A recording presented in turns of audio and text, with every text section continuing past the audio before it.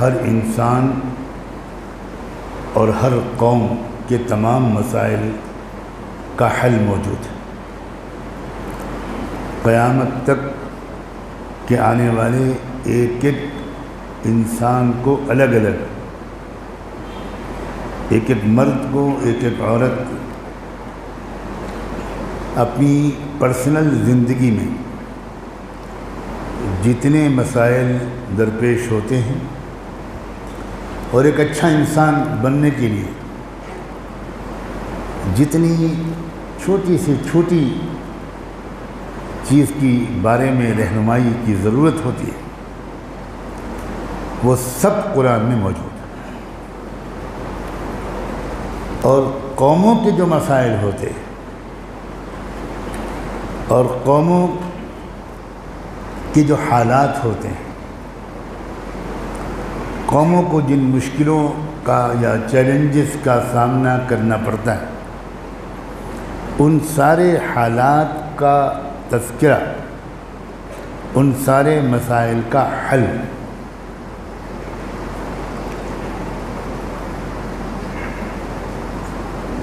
قرآن مجید میں موجود ہے۔ جب تک مسلمان قرآن مجید کی سے جڑے رہے اور مسلمانوں میں یہ غلط فہمی یا گمراہی، میں گمراہی کا لفظ کو انڈرلائن کرنا چاہتا ہوں، جب تک مسلمانوں میں یہ گمراہی نہیں پھیلی تھی کہ قرآن کا سمجھنا ضروری نہیں ہے، صرف تلاوت کافی ہے، تب تک مسلمان پوری دنیا کے محبوب بھی تھے اور حکمراں بھی تھے۔ جب مسلمانوں میں اکثریت ایسے لوگوں کی ہو گئی جنہوں نے قرآن مجید پر غور کرنا چھوڑ دیا، قرآن کو سمجھنے کی کوشش کرنے کو بالکل غیر ضروری سمجھا اور اپنے مسائل کا حل کبھی پولیٹکس والوں سے، کبھی میڈیا والوں سے دریافت کرنے لگے، وہاں تلاش کرنے لگے، تب سے دن بدن برا حال ہوتا چلا جا رہا ہے، کیونکہ جو چیز جہاں ہوتی ہے وہیں ملتی ہے، جو چیز یہاں نہیں ہوگی وہاں نہیں مل پائے گی۔ ایک بڑے میاں ایک کھیت میں لالٹین لیے ہوئے کچھ ڈھونڈ رہے تھے۔ آپ جیسے کسی شریف نوجوان کو بہت ترس آیا کہ دھوپ ہے، چچا جان پتہ نہیں گھنٹوں سے کیا ڈھونڈ رہے ہیں، پوچھا جا کر کہ کیا آپ تلاش کر رہے ہیں؟ تو انہوں نے کہا کہ میرا 100 روپے کا نوٹ کھو گیا۔ تو پوچھا اس نے کہ چچا جان کو یاد ہے کہ کہاں کھویا تھا؟ کہنے لگے وہ کمرے میں کھویا تھا۔ تو ان کا پوچھا یہاں کیوں ڈھونڈ رہے ہیں؟ ان کا بیٹا وہاں اندھیرا بہت ہے، یہاں روشنی۔ وہ چچا جان کا انتقال ہو جائے گا انشاءاللہ اور وہ 100 روپے کا نوٹ نہیں ملے گا۔ بیٹوں کا بھی انتقال ہو جائے گا، بیٹوں کے بھی اولادوں کا انتقال ہو جائے گا، لیکن وہ نوٹ نہیں ملے گا۔ مسلمان پوری دنیا میں پچھلے 200-300 سال سے اپنے مسائل کا حل ڈھونڈ رہے ہیں، کہیں اس پارٹی میں، کہیں اس پارٹی میں، کہیں اس ٹی وی چینل میں، کہیں اس اخبار میں، کبھی نہیں ملے گا، کیونکہ وہ حل کھویا ہے قرآن میں۔ اور میں پہلی رات سے کیا کہہ رہا ہوں آپ لوگوں سے، ایک ہی آیت پڑھ رہا ہوں، وَنَزَّلْنَا عَلَيْكَ الْكِتَابَ تِبْيَانًا لِكُلِّ شَيْءٍ۔ میری کوشش یہ ہے اور میری کوئی حیثیت نہیں ہے، اللہ کا حکم یہ ہے کہ ہر مسلمان، وہ چاہے کارپینٹر ہو، چاہے ڈرائیور ہو، چاہے آٹو چلاتا ہو، چاہے سبزی بیچتا ہو، چاہے انجینئر ہو، چاہے ڈاکٹر یا پروفیشنل ہو، چاہے وہ جرنلسٹ ہو، چاہے وہ امام اور عالم ہو، اسے خود ڈائریکٹلی قرآن سے جڑنا پڑے گا۔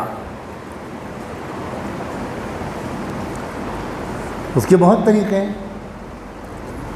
آپ کو ترجمہ پڑھنا پڑے گا، تھوڑی سی تفسیر کسی سے پوچھ کے پڑھیے، کسی عالم سے کچھ پوچھیے، اور علماء بھی سے بھی بڑی گزارش ہے کہ وہ بھی قرآن کو ذرا نئے سرے سے سمجھنے کی کوشش کریں،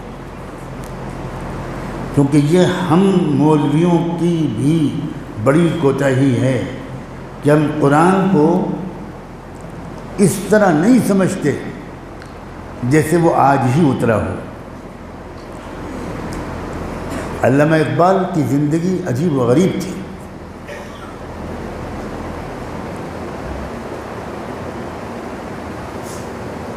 ان کا معمول تھا بچپن سے کہ وہ فجر کی نماز کے بعد دیر تک تلاوت کرتے تھے۔ ایک دن وہ تلاوت میں مشغول تھے، ان کے والد آئے ان کے پاس۔ علامہ اقبال نے فوراً قرآن مجید کو نشانی لگا کر بند کیا۔ جی ابا،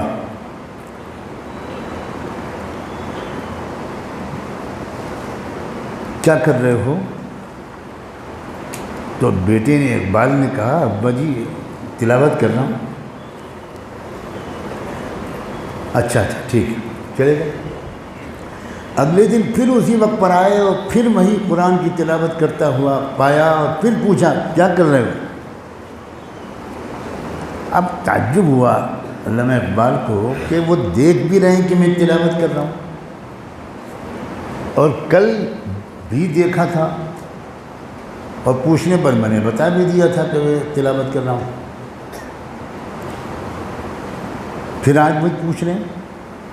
لیکن ادب کرتے تھے، کہا ابا جی تلاوت کر رہا ہوں۔ مسکرائے، اچھا ٹھیک ہے، چلے گئے۔ پھر تیسرے دن آئے اور ٹھیک وہی وقت پر آئے اور پوچھا کیا کر رہے ہو؟ بیٹے نے کہا ابا جی تلاوت کر رہا ہوں۔ لیکن آج وہ جانے کے بجائے کھڑے رہے ان کے والد۔ تو علامہ اقبال نے، جو اس وقت علامہ نہیں ہوئے تھے، ینگ نوجوان تھے، کہا ابا جی آپ تیسرا دن ہے لگاتار پوچھتے ہیں، اور میں بتا دیتا ہوں، آپ چلے جاتے۔ تو میں سمجھ نہیں پا رہا ہوں کہ آپ کیا فرمانا چاہتے ہیں مجھ سے۔ آج مجھے ایسا محسوس ہوتا ہے کہ آپ کچھ فرمانا چاہتے ہیں۔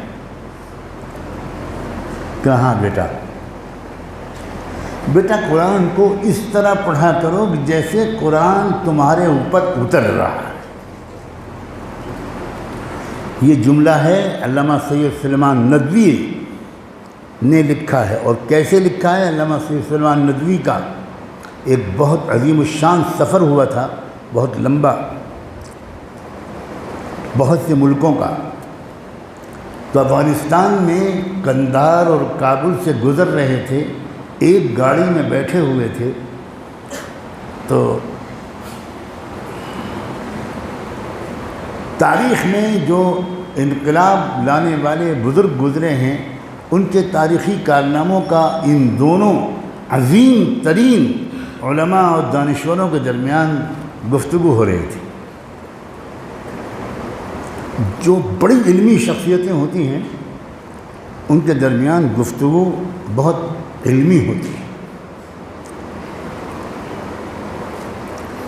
تو سید سلیمان ندوی سید العلماء تھے، اور اقبال سید العاشقین تھے۔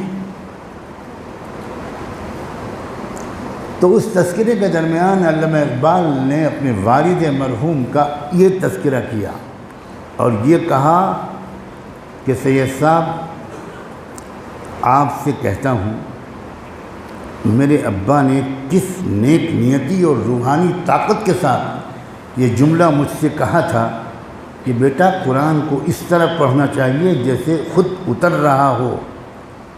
اللہ جانے کیا ان کی تاثیر تھی کہ حضرت سید صاحب اس دن سے میں نے ہر آیت کو اس طرح پڑھا ہے جیسے مجھ پر وہ اتر رہا ہے۔ اور اسی لیے اقبال کا اسلام کا فہم، اقبال کا درد، اقبال کا سوز، اقبال کا عشق، اقبال کا تقویٰ اس معیار کا ہے کہ بڑے بڑے اکابر اہل اللہ کو بھی علامہ اقبال کی بلند مقامی پر ہمیشہ رشک آیا۔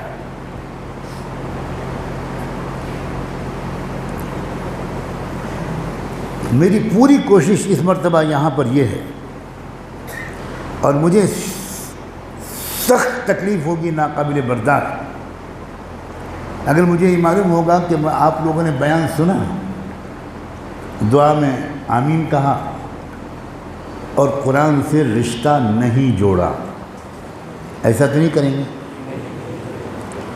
مجھے اس کی خوشی ہے کہ بہت سے لوگ جو روزانہ مجھ سے ملتے ہیں، جب میں صبح آپ کی خدمت میں حاضر ہوتا ہوں تو اکثر نوجوانوں نے تنہائی میں مجھ سے آ کر کہا، حضرت وعدہ کرتے ہیں اب قرآن کو سمجھیں گے، کرو گے انشاءاللہ؟